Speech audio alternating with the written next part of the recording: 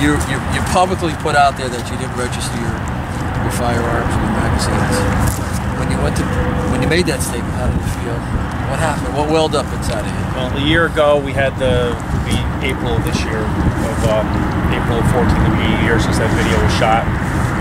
Lenny Fasano and Dave Accarino had a presentation to tell us what a great job they did in saving our rights, and they basically sold it down the road. And you know, I went in. It was a difficult day earlier. I had actually talked to Dave Accarino on the phone. Yeah. And it's easier to talk when we walk.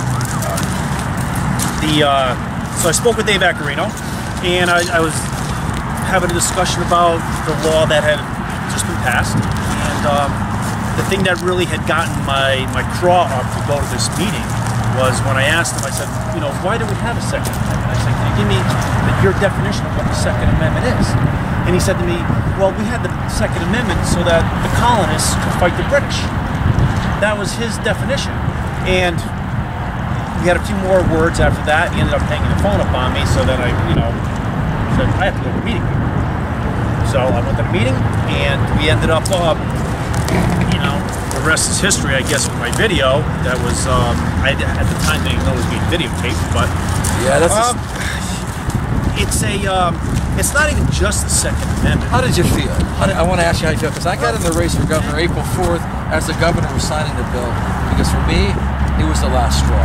It was the last straw in the Constitution. I want to know how you felt when you're at the microphone. Well, I was angry with the fact that they're telling us that we did all this great stuff for you, the Republicans in the state of Connecticut. We did all this great stuff for you. It could have been far worse. And I'm Republican. Absolutely. So am I. You know, but I don't trust Republicans anymore either at the state or federal level. They seem to, this whole progressive movement's bit everyone. And that's what it comes down to. Well, it hasn't been. No, I know that. That's why I'm 100% I've been fighting in West Hartford, the liberal, for 10 years, the liberal progressive agenda, and that's why I say it was the last straw for me. I run for Congress, been elected in West Hartford. If you can make it there as a Republican, you can make it anywhere. Yeah, absolutely. I hear you. And I've been fighting them, and it's not just about me or you, but I think we're voicing what's happening in Connecticut. It's echoing across the country. And what are we going to do in Connecticut about this gun law? Because they're not going to stop. Absolutely. They're not going to stop. Anytime you hear common sense gun laws or common sense gun restrictions, it means confiscation to them. That's the only common sense thing to the people who are spewing this out. It means confiscation in the end. What do you think is going to happen if Malloy gets back in? Well, if the governor is reelected, it's going to be not just on the Second Amendment. It's going to be a whole lot of changes. They're going to go. I have zero doubt they're going to go full speed ahead.